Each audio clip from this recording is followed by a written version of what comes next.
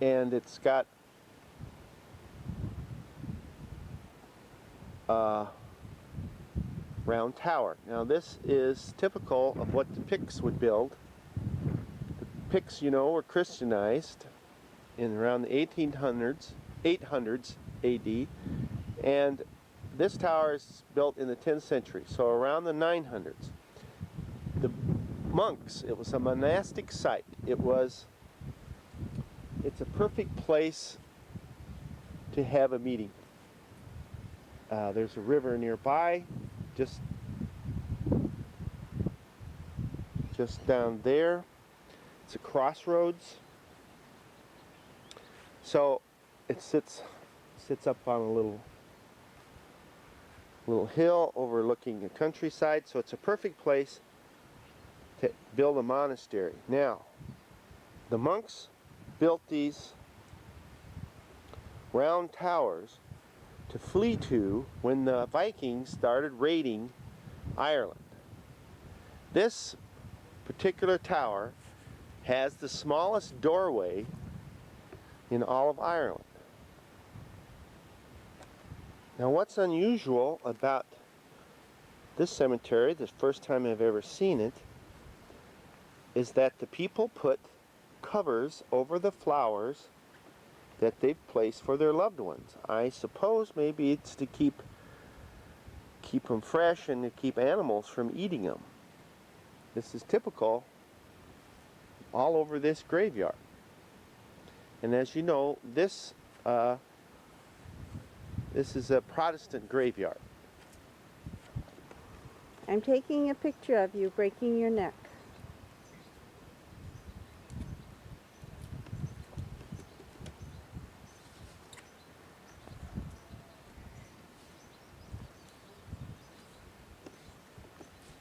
So to get in here, you had to have some type of steps, and they would pull it up. That's typical of these round towers that the monks built. But remember, the Picts are the one who did this. We'll probably see some more of these. Pretty neat. It's about at least a yard thick, the stones.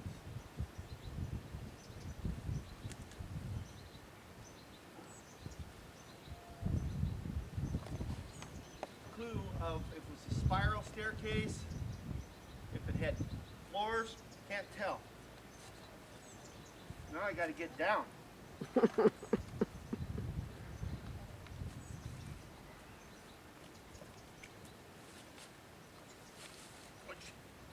Oh, there's a nice handhold.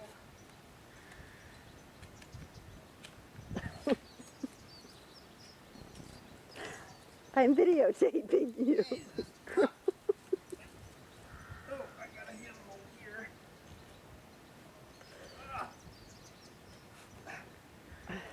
Did it.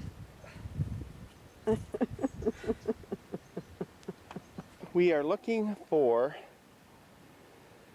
Oisin's grave. The sign pointed up this way. We walked right through a farmer's farmyard, and the road also went by the stream, so we could be on a wild goose chase. But the rain has went away for the time being anyway, and it's warm again, and we will just take this little... What?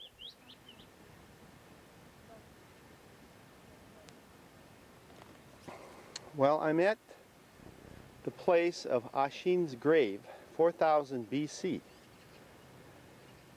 It has Celtic connections because of the name, Oisin. I don't know how they know that, but at 4000 BC, this is way older than any Celtic ruins. So we're talking Bronze Age man here. And we're going to hopefully see some subterranean passageways and where they buried.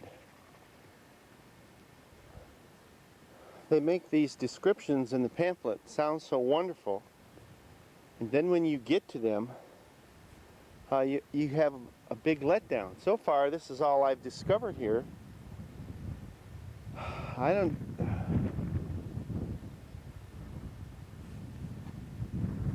don't see much else, but I'm going to look around.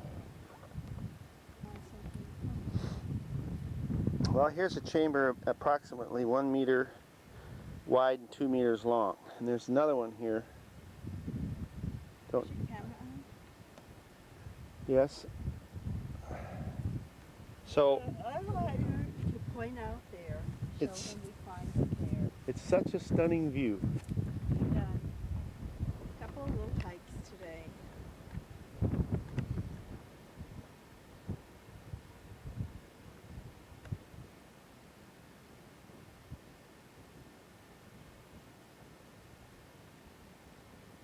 Well, we'll just go back and see these next ones.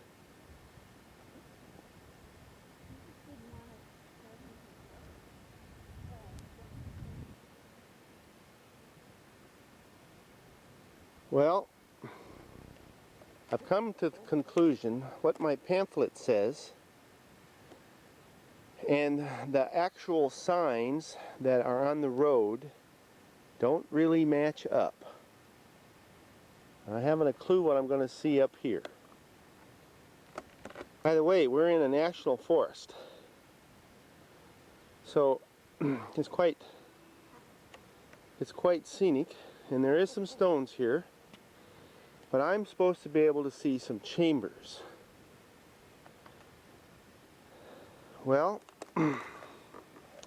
this is not the picture that I see on my pamphlet, so this cannot be the site.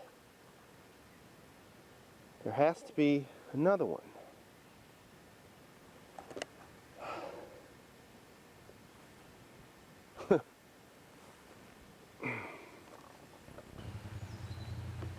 One of the things we've noticed here and in northern Scotland is wild azaleas just along the roadside. And I haven't taken any pictures of them yet, so thought I'd stop. And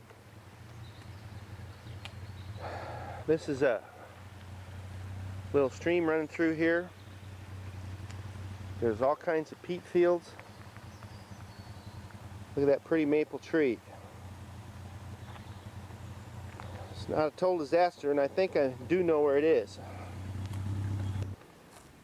Well, I've gotten instructions from an old man back in that house. They have what's called an open farm. People come and pay money to watch them do what they do every day on the farm. And plus he gave me instructions and told me some history. Maria doesn't feel good, so I'm doing this walk by myself.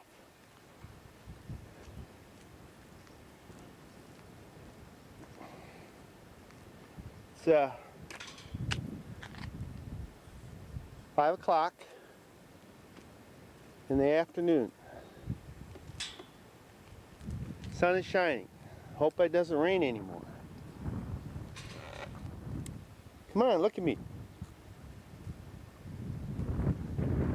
Well, she don't want to look at me. Wants to eat. Well, I've got some more instructions. The man told me that that's the only house in this area that has 4 chimneys. And, oh, that's very, very old. Middle Ages, late Middle Ages. And that he built it to have 4 chimneys to show that he had more wealth than anybody else in this area. So nobody lives there now. It's just fallen down. Well, I finally made it to a standing stone. That was one of my markers. They told me that the legend is Irish king of this area was buried here so he could look over his surrounding land. But I know why he's buried here. It's the only damn dry place. Where those sheep are, And over there where I came from, because I got off, it's boggy and wet as all get out. So now I have got to find where the tomb is. It's over in here somewhere, and I'll try and figure it out. I got some sunshine. Oh, my feet are all wet. Came from down there.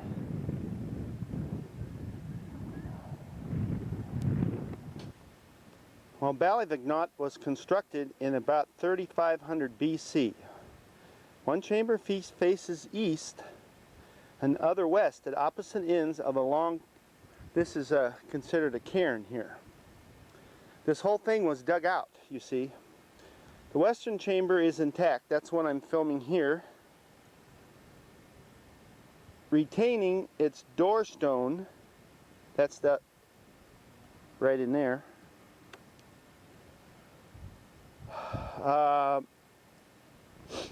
While the eastern chamber has collapsed under its approximately 40-ton stone.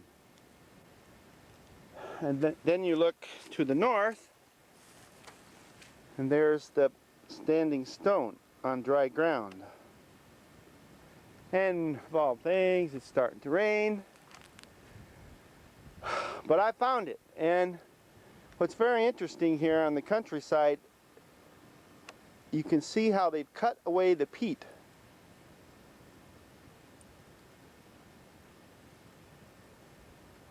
And that is, I understand how peat's made now. This stuff never dries out, I bet. It just dies, falls down, something grows on top of it, and this soil is just so black and so wet. Oh boy. But I did it. I got here. Wondering if it was this wet 3,500 years ago. I guess maybe there was a lot of trees in here. And that's man-made. They brought those stones in here, and I don't know where they got them because there isn't any stones around here. And look how big this one is. So sometimes they would dig a pit like this. They would line it with wood, and then they would have these burial chambers with these huge rocks on it. And this was done by the megalith man. There's peat cut away from all around here. Very, very interesting. And I'm so proud of myself because the directions that sent me here were about as good as a Confederate dollar. Of course, if you had a Confederate dollar, you'd have something pretty valuable, wouldn't you? Okay, so, and then we don't know how long they buried people here. In some places in the British Isles and Ireland, they would use a place like this, continuously. Well, I'm going to start back. Hopefully I can find a drier route. Well, I've got to cross over this little stream and head that way. It's taking me a lot longer than I anticipated.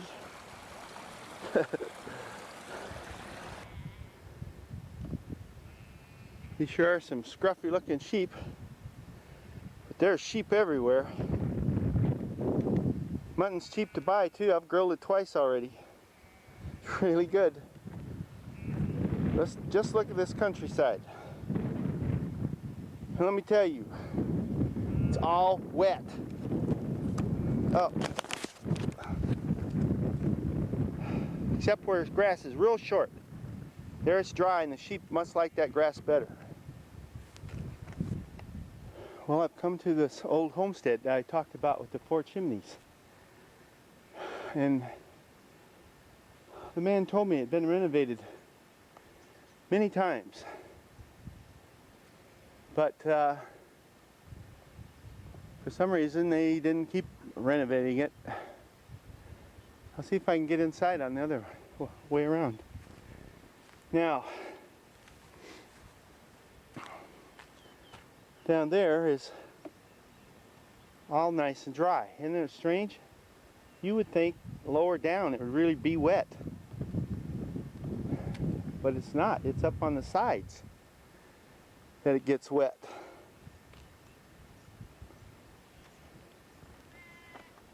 So look at here, we have an old stove that runs up into the chimney. The first room was blocked off. The chimney was blocked off. And I'm not going in there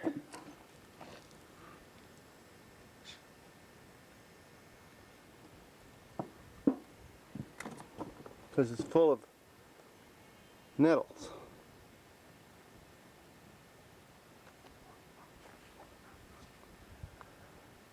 So I see stove in one, and this end down here, this one's blocked off too. They just plastered it all up. Still, I guess they probably left it when they could build a more modern house.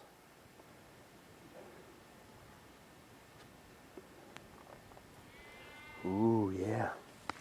Come here. You stupid thing. Come on. Smell me. Yeah. Come on, touch me. Come on. Good girl. Eventually, the Greek rulers were able to defeat the Celtic invaders, but at least one group of Celts, the Galatians, managed to cross the Bosphorus to settle in what is today Turkey. At the same time, Celts were moving southeastwards into the Danube region and the area which is today Hungary. In Italy, on the other hand, the Celtic tribes who had settled there in the 4th century BC were gradually conquered by the expanding power of Rome, a process which the rulers of the Hallstatt period were very wealthy. Many of them lived in great hilltop forts with powerful walls. When the princes died, they were buried nearby beneath large mounds of earth. Buried with them were rich clothes, gold jewellery, their ceremonial cart, and bronze and precious metal drinking vessels. Many of the bronze vessels came from Greece or her colonies, for there was an active trade between the Hallstatt culture and the Greek world, especially through the Greek colony of Marseille in southern France.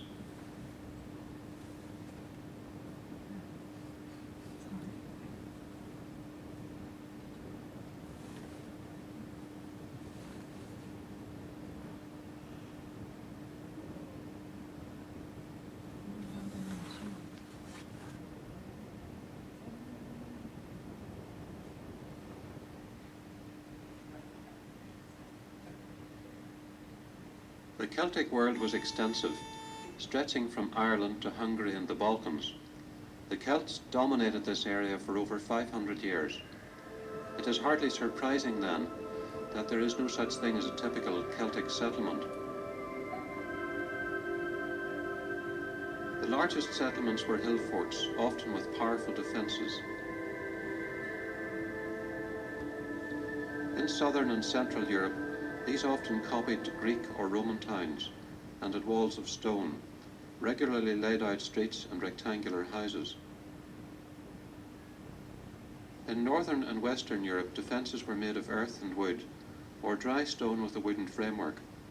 Inside, the settlements were not planned. Instead, there were irregular groupings of round houses.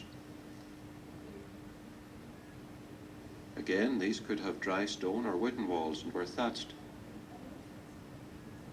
In some periods and regions, almost everyone lived in such defended hill forts, but at other times and places there were also individual farms or villages in the countryside.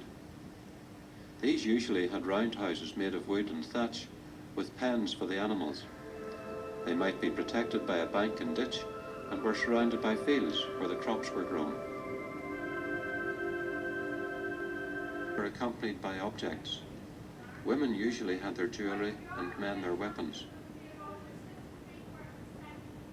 In some periods, Well, we've made it into Ireland from Northern Ireland, and we're in the town of Clone, and we just stopped because we need some Irish money and to get something to eat. And where I stopped is this one of those towers that the monks, this one's got, is really big.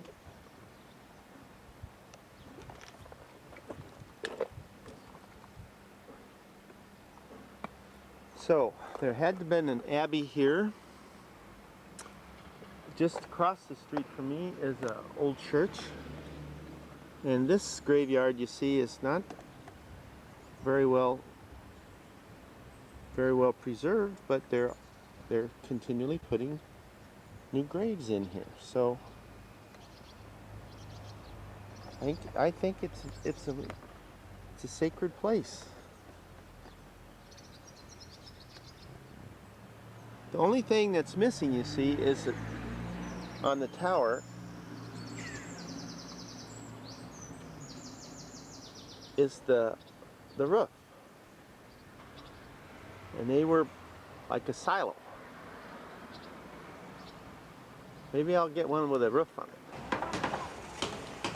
The sign says that this is a national monument, and I can tell that it's a very old cross, and it's carved on all four signs.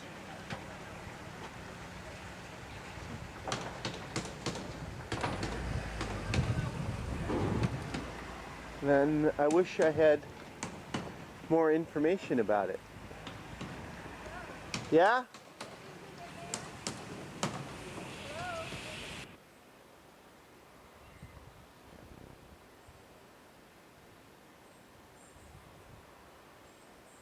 Doesn't look like much of a campground, does it?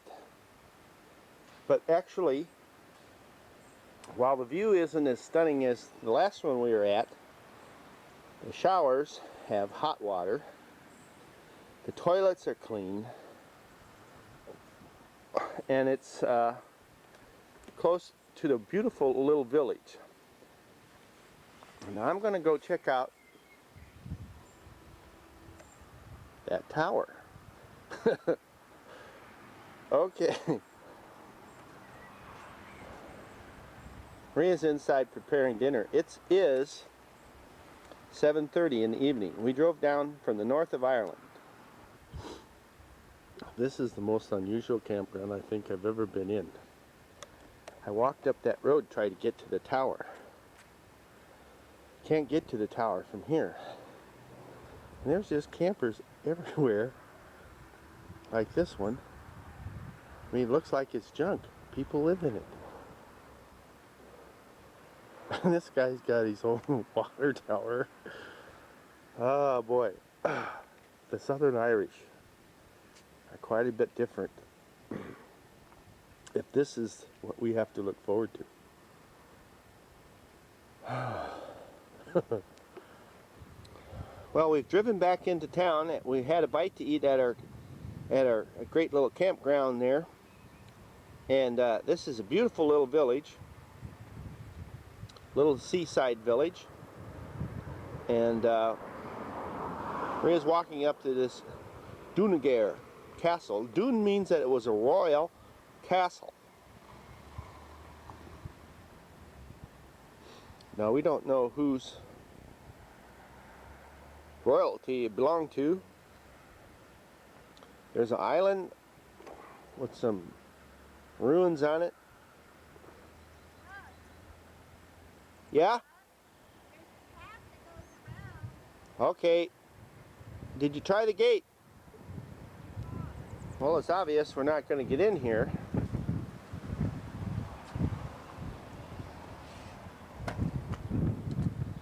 So we'll just do a walkabout.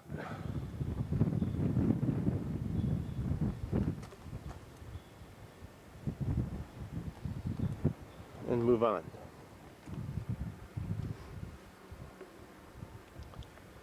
Well, here we are on the seaside.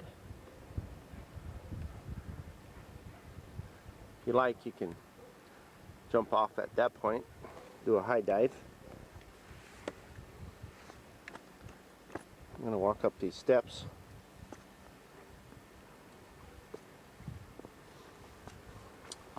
They give banquets here.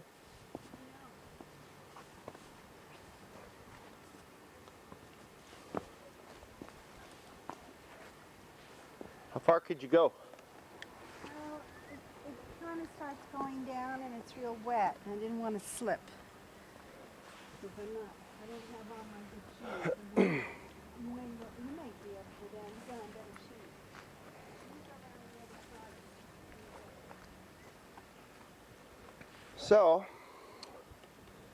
we're in this inlet here. And the town before this one said it was the oyster capital of Ireland. I'm going to put it on telephoto so you can get an idea of how quaint this village is.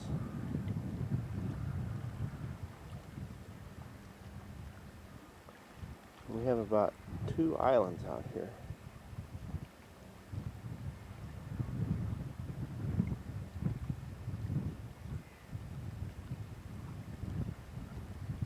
Look at this now. This is some ruins. And then directly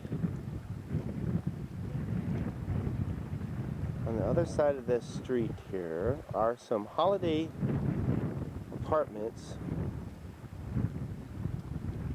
that you can rent. I haven't got to them yet. Here we go. These dudes right here have thatch roofs. I suppose that's a duplex type thing.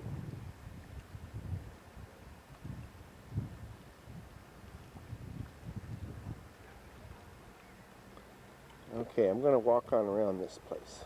Well, I've walked all the way around it, and all there is that stone wall, so that's all we get to see. That building over there is pretty unusual. Look at that.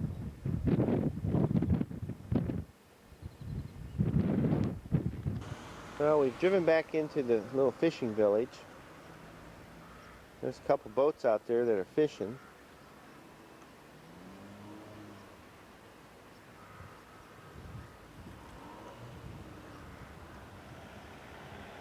Maybe they're fishing. I don't think they are.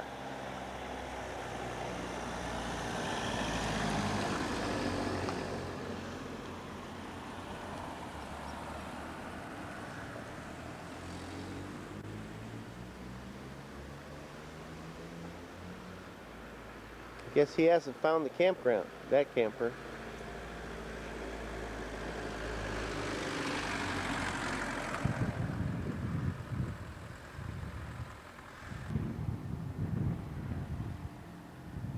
Well, we've got this little harbor right here.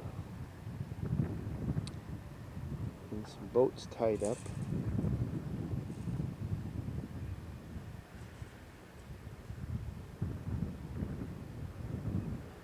And that's about all there is to this village. Got this nice little green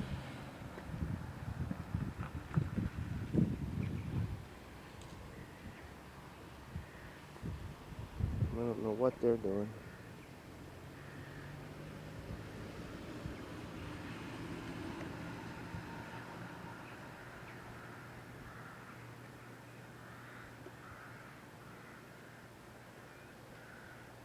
Must be feeding the fish.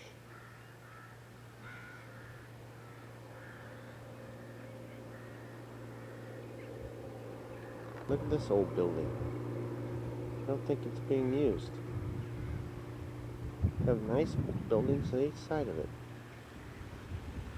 Really strange. A lot of thatched roofs. We didn't expect. Well, these are the cliffs of Moher. We've come a little bit further south.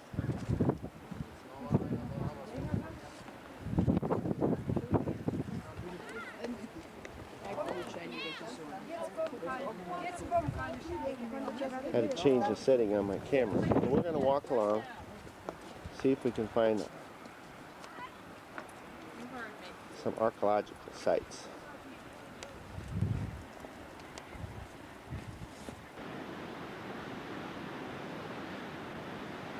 Well, I'm up on top of one of the cliffs. I'm just about to run out of film. This is pretty scary. So I'm not getting any closer than that.